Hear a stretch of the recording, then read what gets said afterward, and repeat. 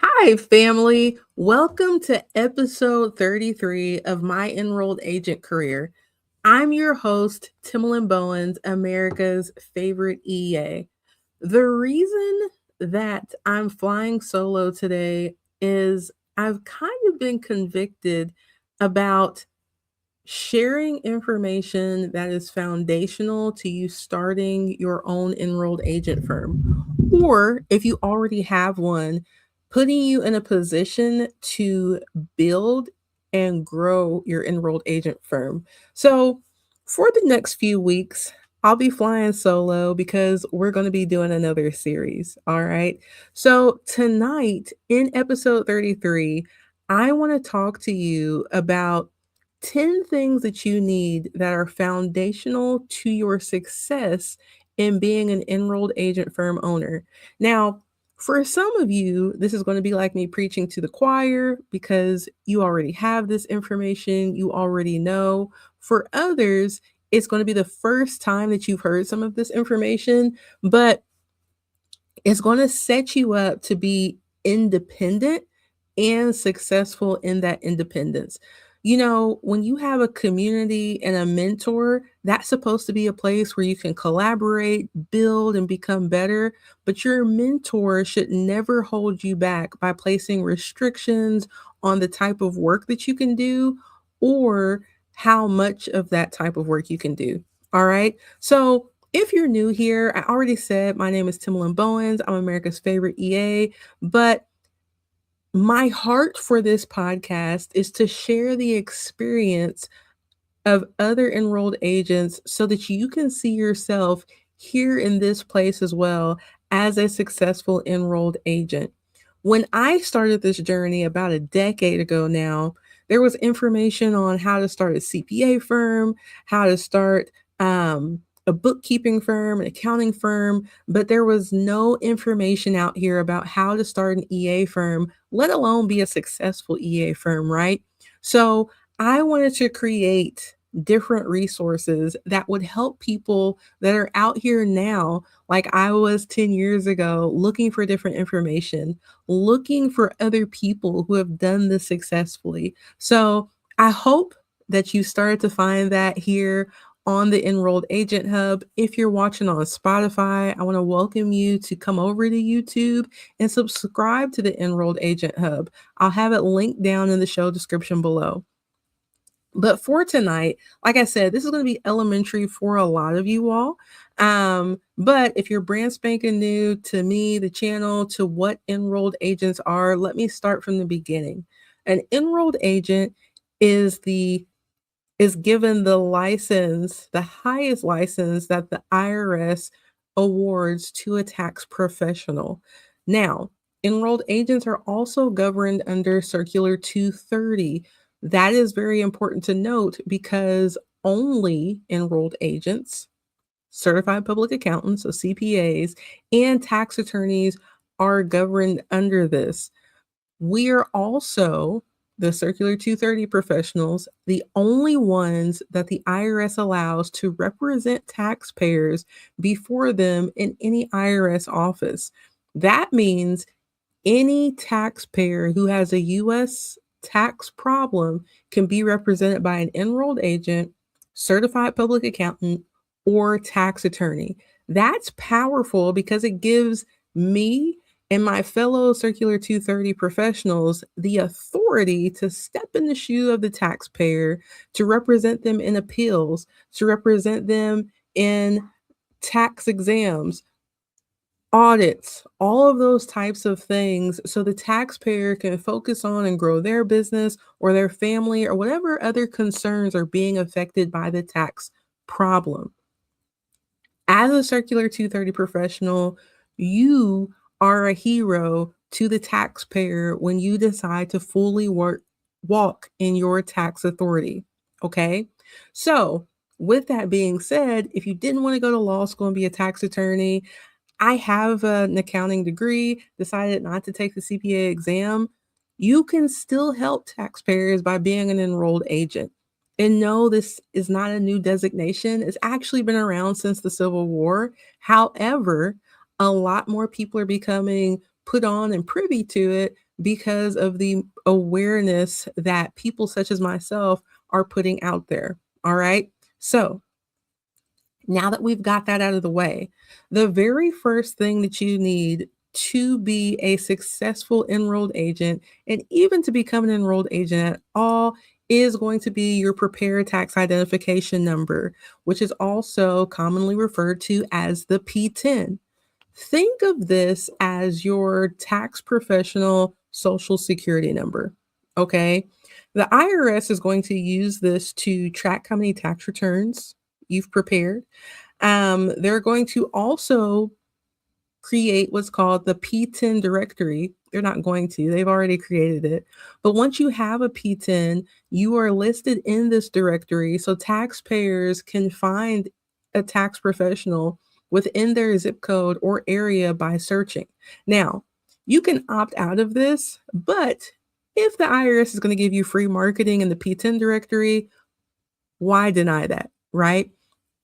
But you cannot prepare tax returns for payment if you do not have a P10, the Prepared Tax Identification Number. Now, with this, if you're not on the up and up, I told you the IRS is tracking the returns that you file each year, the types of returns. If you are not on the up and up, they are going to also be tracking things that are missed in due diligence, if the same type of mistakes are being missed, right? Now, you can get your PTIN on the IRS website, irs.gov. I think it's /PTIN. I'll link it. Actually, no, I won't link it. I'm going to give you another resource to get you to it. It'll be linked down in the notes with more information, but it's something that you can sign up today. It's a very low barrier to entry to be able to get one. It's one of those things where you just have to be able to pay to play. Okay. But you can't even sit for the EA exam, apply for enrollment unless you have a P10. And I'll take back the sit for the exam and I'll say you can't apply for enrollment unless you have a P10. So that's going to be your first step in starting out on this journey. Now, the second thing, this is not necessarily for tax purposes. This is for you legally to protect yourself. I would recommend starting with a single member LLC for your enrolled agent firm. And here's why. On the 1040, when you file, yes, you'll still file Schedule C as a sole proprietor. It'll also be connected to you on the tax return. However, you need this set up differently so you know better than to commingle, so that this is set up as a different entity from yourself. So for legal purposes, you can help to protect yourself. Now, I'm no attorney and I'm not giving you tax advice here. This is based on my recommendation to have that separate so that you can begin to do things like get a work computer. You likely will need the single member LLC to get the type of insurance you need. You will need the single member LLC perhaps to get the business bank account that you need. Now, you could always do a business account with a DBA, but again, my recommendation is to set this up separately from yourself and go ahead and get the single member LLC for your business because you want to actually function as a business and not treat this as something that you do right on your dining room table. Now, that's no shade to anybody because we all have to get started somewhere. When I left the public accounting world, you better believe I started at my dining room table, but I still treated my business with care and like it was a professional business that had a good reputation. So again, I'm not knocking you. If you were starting at your dining room table, if you're starting over there in the corner of your bedroom in a recliner, that's all fine and good. But you want to use due diligence and treat this like a professional business, not like a hobby. Okay. Now, the third thing that I would recommend, some people jump the gun and they start working without this, but you most definitely need insurance. I've talked to tax professionals who said they didn't get insurance until about 10 years in. Folks, that is scary. 1 out of 10 would not recommend, okay? Now, there are different types of insurance you need. I'm not talking about health insurance in this instance, although that may be something that you need to look at if you were going into this full time and you don't have a spouse or family member whose insurance you can be on.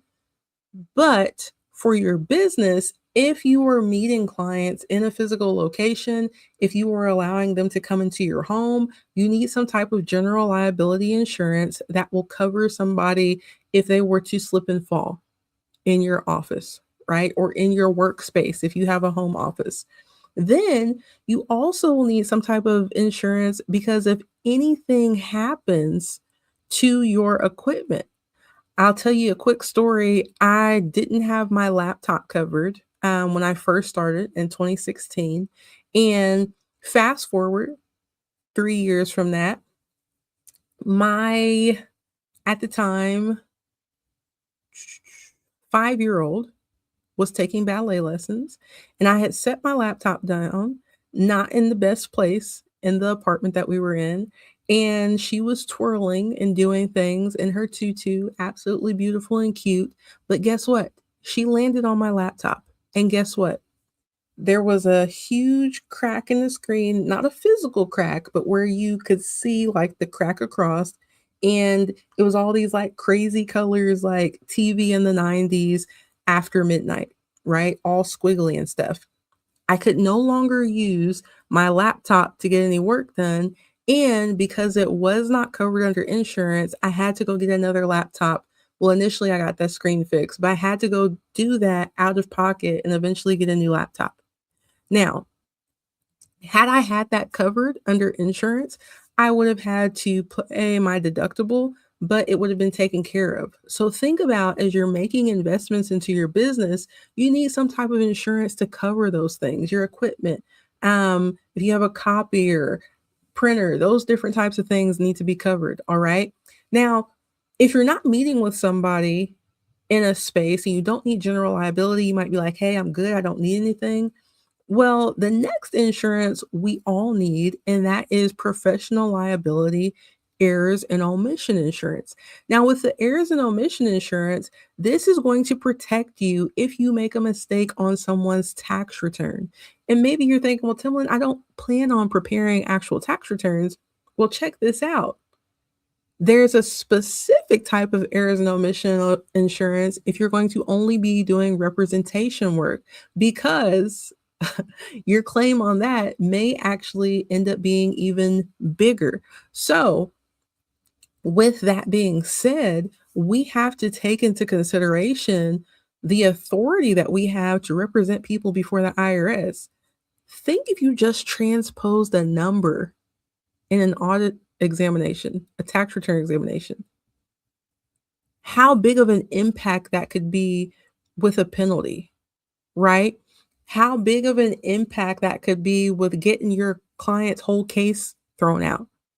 Now, we have a situation that could have been saved, but it wasn't because you messed up something. You need some type of professional liability insurance to cover those in you and cover you in those situations. So, for tax preparation, there are a lot of good companies out there. I think when I first started, I used Hiscox, but guess what? As I grew my business and start doing tax representation officially, Hiscox was like, "Oh, no, no, no. We don't cover that." So I had to find someone else. So not only do you need professional liability insurance, you need to make sure that the professional liability insurance that you are inquiring about for that quote, they understand the types of services that you actually offer so that they'll cover you in a situation should you need it. Rest assured, I did not need to make a claim with my professional liability insurance until maybe 8 years in, right? And honestly, I still blame myself. I didn't make the mistake, but I didn't catch it. But guess what? It was a $15,000 mistake that I only had to pay a $500 deductible on. Okay. So again, insurance saved the day. You got to have it. Last but not least, with the insurance, We also need to make sure that we have cybersecurity insurance. Yes, maybe you don't use the internet like that, yada, yada, yada. Folks, we are working with people's personal identifying information. You have to protect their data at all costs. Cybersecurity insurance, hopefully, you never need to make a claim, but it's there because of the world that we live in. We, as enrolled agents, are targets for phishing schemes, for scams, and things of that nature. With your cybersecurity insurance, that needs to be listed in your WISP, which we will talk about later. But you have to, per IRS now, carry some type of cybersecurity insurance. And make sure as you're shopping, you're not just shopping for the cheapest one. Make sure with that as well that they understand the type of work that you do. Make sure that they understand not only that, but they give you the language to include in your engagement letters so that they'll cover you in an instance, and they'll also let you know what types of things you should be doing to safeguard the data in addition to what the IRS has already given us so that they will actually cover a claim as well. All right. So the next thing is the WISP. I mentioned this just a few moments ago. The Written Information Security Plan, aka the WISP. Now, other industries have had these for a while. It's just caught on over the IRS, I'd say within the past 4 or 5 years, because the IRS has been cracking down on us about protecting our taxpayers' data. But I'm not mad at it. However, what I've discovered is since they've been on our backs about doing it, some of us, such as myself, have gotten really nervous. You all, I contemplated, do I even want to be doing this anymore? And there is so much at risk with the taxpayer data we have, whether you're doing rep work or prep work. With the Written Information Security Plan, you have mapped out what you will do in the event that you have a data breach in your firm. You'll contact your IRS stakeholder liaison, but then you also need to have mapped out who in my firm has access to what? What will I do if there is a breach? What safety measures am I taking to ensure that email doesn't get hacked? What safety measures am I taking to ensure that my employees, contractors, that they are doing their due diligence to make sure that there is no security hack? We have to make sure that we do our due diligence, and part of that is to have our written information security plan. Now, the IRS has a template that you can use, but think about it. A template is only guidance. There are professionals out there who are IT professionals, data security, who can help you with not only creating the WISP, but also with implementing it as well. I'm going to stay in my lane and help you with the other parts of running the enrolled agent firm. All right. I will leave the WISP to the experts. Next, you need an EFIN, electronic filing identification number. Now, there is a corner and segment of the tax world where you can get a mentor who has the EFIN. I would recommend that you get your own EFIN so that you can control the filing of tax returns yourself. That is something that you can get for free through the IRS website. Now, I will tell you with the EFIN and with the next thing that I'm going to mention, you do, let me see, can I actually do both? No, I can't. With this, you do have to pass a suitability check, okay? And it might be with the ERO as well, but you have to pass a suitability check. This is what allows you to electronically file taxpayers' returns, all right? So the IRS is going to check your EFIN as well. If your EFIN has been compromised and somebody else is using it, you need to let them know ASAP so they can shut it down. But this 6-digit number is, wait, it's EFIN. Yes, it's 6 digits, will allow you to e-file the tax returns. And with that is another layer of responsibility. But it's also something that if you are a paid preparer preparing more than 10 tax returns, you have to e-file the returns. There is none of this, oh, well, we'll paper file these because my software. You need a professional tax preparation software. Don't try to go file people's stuff on TurboTax and then mail it. If you're preparing more than 10 tax returns for payment, the IRS requires you to e-file them. You don't have to go through a third party if you get your own e-file number and if you become an ERO, which is an electric return originator. Now, with the e-filing number, you pass it along to the ERO, and the ERO is the one who actually gets it sent off. Again, not knocking anybody else, but in certain corners and areas of the tax industry, there are people who are mentors, and I'm not against mentorship. Okay? I'm not. I promise you I'm not. I'm for it. I'm passionate about it. But there are some people who restrict their mentees and what they can do. Somebody helping you in that capacity should not restrict what you do.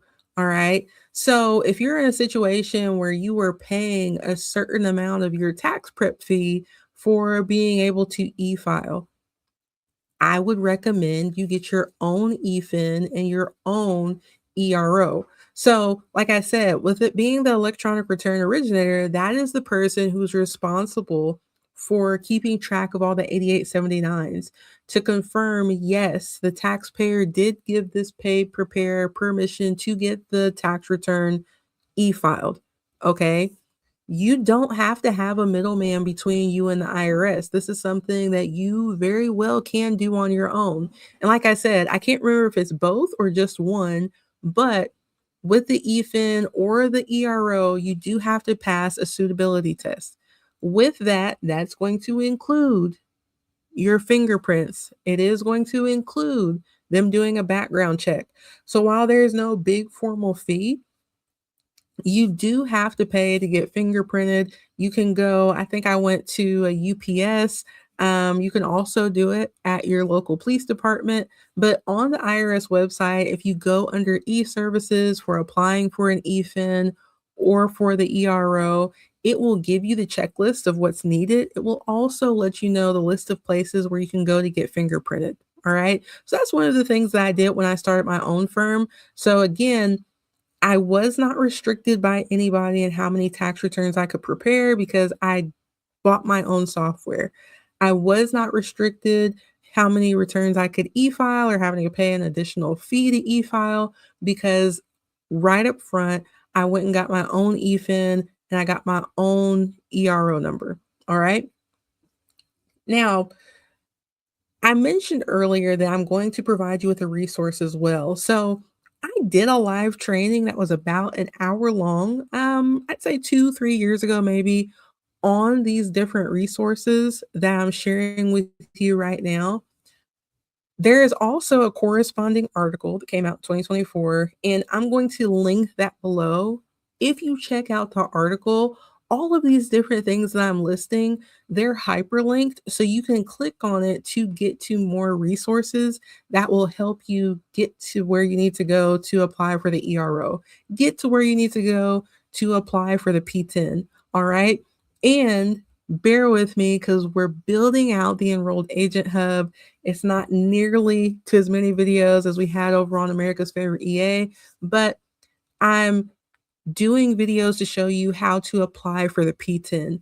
I'm doing videos to show you how to apply for enrollment. Okay. So in this hub that we've created here on the YouTube channel will be all the different resources that you need for starting, building, and growing your EA firm. All right. So the next thing we have is the Tax Pro account. If you are doing tax rep work in 2026 without the Tax Pro account, I don't know how you're doing it. Now, the beautiful thing about the Tax Pro account is that you can see all of the taxpayers that you are currently representing in one place. You can get information about their accounts. You can request information for a new client. So you can submit your 8821, which is the tax information authorization, or you can submit a 2848, which is the tax power of attorney.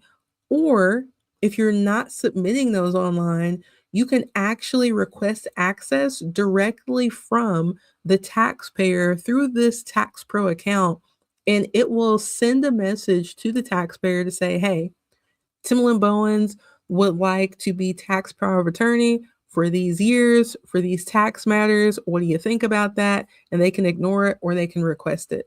So it's a way to get authorization like that.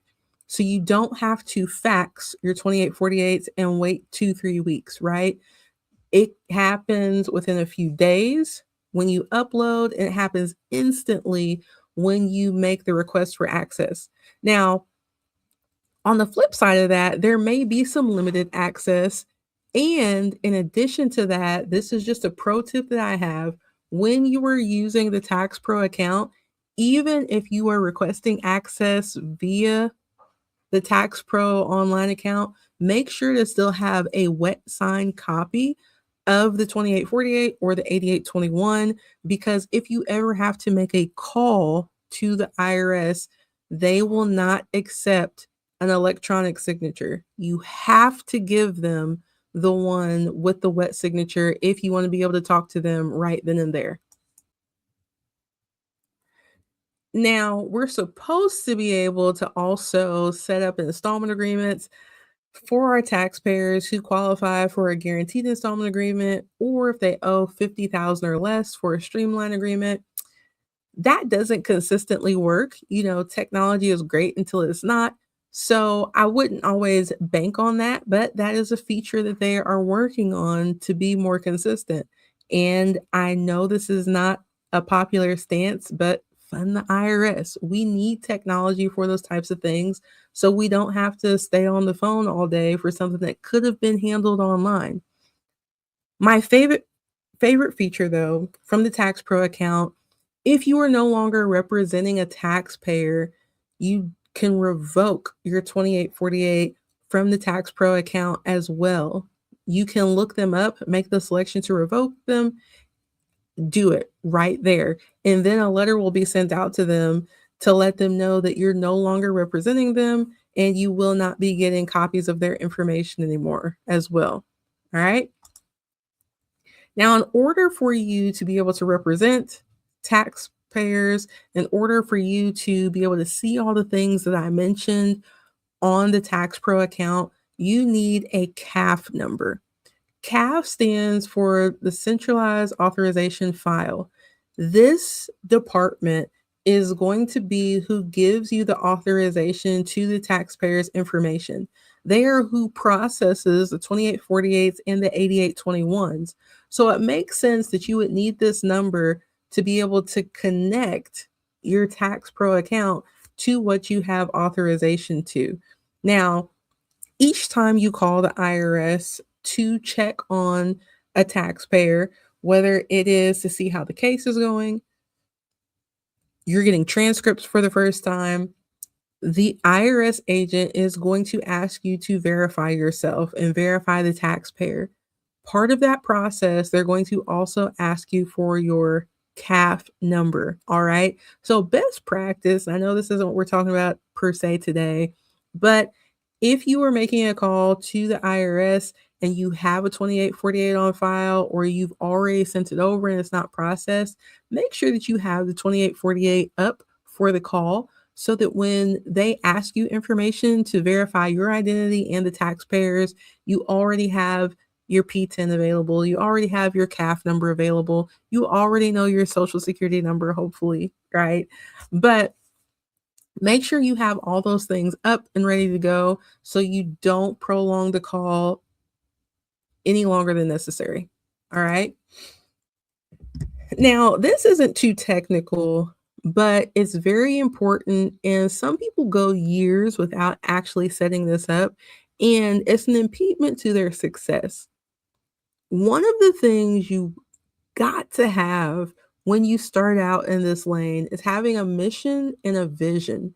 You need to have an idea of who you want to help, how you want to help, and what that's going to look like for the taxpayer that you're helping, but also how it's going to change your life, right? So, if you're new in this space and maybe you're like, I've been following you, Timalyn. I want to represent taxpayers like you. Or maybe you just stumbled upon the EA designation today, listening to this podcast. You wanted to check out new career paths. Awesome. But you have to determine in your heart and your mind, why do I want to do this? For me personally, it's all about impact and the impact goals that I have. The amount of lives that I want to change this year by handling somebody's tax situation for them. The people who come to me who are on the verge of divorce because of financial situations that this is just weighing down on, I want to help those couples to be able to see the light at the end of the tunnel and get this out of their way. I want to help that business owner that's phenomenal at what they do, but they can't seem to push forward because these taxes are ruining their life. If you listen to the Tax Relief with Timalyn Bowens podcast, you hear me every episode say, I'm on a mission to fill the tax literacy gap one taxpayer at a time. One of my missions and goals is to make taxes easy for people to understand and where they don't feel overwhelmed, but they feel empowered to move forward and take authority in their situation. Now, a lot of those people take authority via me, right? Because they hire me to go in and negotiate on their behalf. But I want to empower people so that back taxes don't ruin their lives. My vision, what that looks like, I have to be honest with you. I thought that I would be helping all these other people within my business to help more taxpayers. I didn't imagine that I would start a platform called America's Favorite EA. I started Bowens Tax Solutions. I thought I was going to build this empire of a firm, right? I didn't think that I'd have a podcast, Tax Relief with Timalyn Bowens, that tax professionals would listen to. I never thought I'd have a website that I'd create the Enrolled Agent Hub to help other tax professionals do this. But what I did know is that I would be teaching other people how to do what I did to make the same impact, but it be a ripple effect, right? And it hasn't always looked the way I thought it would look, but keeping my mission and vision the same turns up in how I deliver my services. It turns up in how I review a tax return. It turns up in when I'm reviewing financials with somebody. It shows up over and over and over in how I live my life. But that couldn't happen until I became clear on what the mission was and the vision of what it looked like in my head. So, my challenge to you is to really sit down with it this week and think, I become an enrolled agent. I become a Circular 230 tax professional. What impact am I going to have on my sphere of influence by doing that? Whose life will be changed for the better by working with me? What's this going to look like in 5 years, in 10, in 15, in 20? Is this something you're just going to do for the next 10 years before you retire? Is it going to be something low key? Is this something that you're passionate about to help your community? Is this something that you're passionate about because this is something, a service you didn't have, so now you want to be able to offer to other people? All of those things matter, and they help you determine what services you're going to offer, and how you're going to show up in the future. All right. Now, last but not least, you need a mentor and a community. What is it they say? If you want to go fast, go alone. If you want to go far, go with others. It's true in this thing too. You heard me at the beginning of this episode say, I couldn't find other enrolled agents. I found Christy Pinero, who was not was is the creator of Passkey. She was actively doing that at the time. I found some people on Facebook, on LinkedIn. Had I asked some of them, maybe they would have helped me along the way. Christy was very instrumental in helping me with Passkey. I felt like she was my best friend as I listened to the different lectures and everything. You have to find somebody, whether it's one-on-one, online in a community, to mentor you. It does something to my heart when you all reach out and you send me the LinkedIn DMs or you send me the emails to let me know the impact that the emails had, the impact that the podcast has had, the impact that different videos have had. That is still yet a form of mentorship. Somebody giving you guidance, saying, hey, this is how I did this. The community is when you find other people who are also wanting to move in the same way that you are wanting to move. So finding other people who are in the same stages or a little bit in front of you, a little bit behind you in building your firm. Not only does it build camaraderie, but you have people to bounce ideas off of. You have people to say, hey, I don't think you should do it that way because I did it that way and these were the results. Or, hey, you should do it this way because I didn't do it that way and the way I did it was terrible, right? In the online space, it gives us access to even more people. Now, you will have communities that are free and you'll have communities that are paid. For example, on my website, americasfavoriteea.com, you will find a free community, how to start an enrolled agent firm. On the Enrolled Agent Hub, this space here on YouTube is a free community. With it being free, you will get out what you put in, right? Now, there are layers to the mentorship on my America's Favorite EA. Sorry, I was about to call it my EA career. But on the website, there are layers to it. And I still call it mentorship. And there's the whole debate, mentor coaching. I still call it mentorship because I'm giving you guidance, but I'm not necessarily on your back about you getting it done. So when you join the paid mentorship, you have access to the course, how to start an enrolled agent firm. You have access to things like the back tax negotiation workshop. You have access to installment agreements. You have access to all those different things, but then you also have a different level of access to me because there is a group where you can ask for case support. But it's one of those things as well. You're going to get out what you put in. If you don't put any questions in there, I can't answer anything. If you're stuck on a case, but you don't say, hey, I'm stuck, can I get help? You're not going to get anything out. So, like I say on the Tax Relief with Timalyn Bowens podcast, it doesn't have to be me, but get the help you need.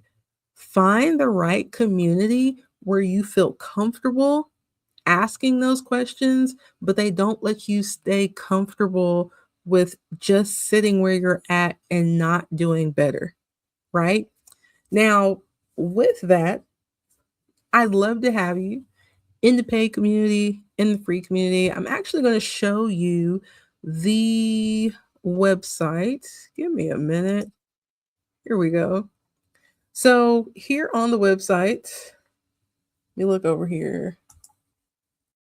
If you hit this hamburger, and of course, I'm on a computer right now. It looks a little bit different on your phone, If you scroll down, here is where you can access the course, how to start an EA firm, and then there are one-off courses as well.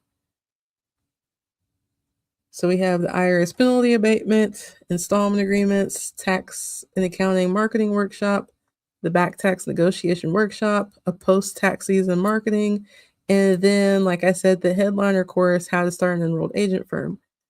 But what I want to make sure that you know about right now, and I want to give you a special invite to, is coming up in October, I will be hosting my second Enrolled Agent Firm Bootcamp here in Louisville, Kentucky. And I would love to have you join. So you see, we're 67 days away from the event. So if you go here, you see it's for enrolled agents who need to clarify their firm's mission.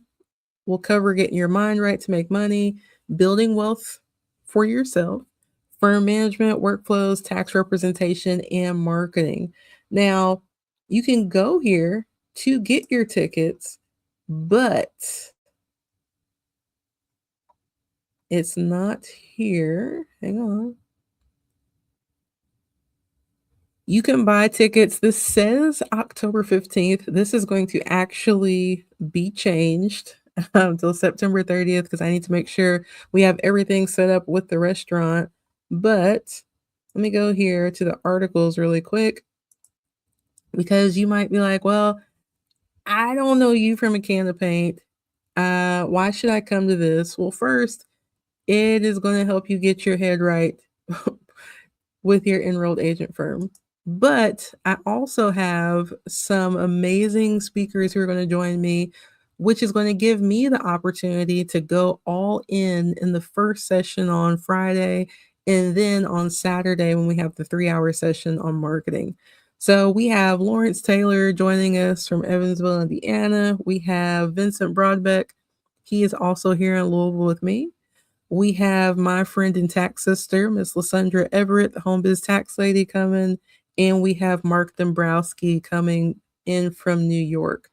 So if you check this out, and I'll also link it in the description as well, because I know it might be hard for you to see, you'll kind of see my vision behind why I'm even doing this boot camp. But then you'll also see the itinerary. This is the group from last year. They nicknamed themselves the Rookies. But you'll see here Thursday, we have a meet and greet dinner with early check-in, and then we will be in sessions from 9:30, and then we'll get out at 4:30, and then dinner will be at 6:30 p.m. Now, Friday night dinner is going to be a special treat, my treat to you. We're going to eat dinner on the river here in Louisville. And then thank you to Andrew Mullins from Paychecks. He will actually be bringing in our lunch on that Friday, right? Now, this event is also eligible for 4 hours of continuing education. And then here you see I have the nearest hotels for you. And there's a coupon code for you there as well. So with that, if you were yet looking for places to build community, for mentorship, if you want to come meet me in person, some of the guests, again, I want to extend the invite for you to join us at this year's 2026 Enrolled Agent Firm Bootcamp. Again, October 22nd through 24th here in Louisville, Kentucky. All right. Now, typically I give you homework, but not in this episode. If you have any questions at all about the 10 things that I went through that are going to be instrumental to your success in starting your enrolled agent firm, please let me know down in the comments, all right? And because this is a series, I will see you all next week as well at 8 p.m. right here on My Enrolled Agent Career. Bye now.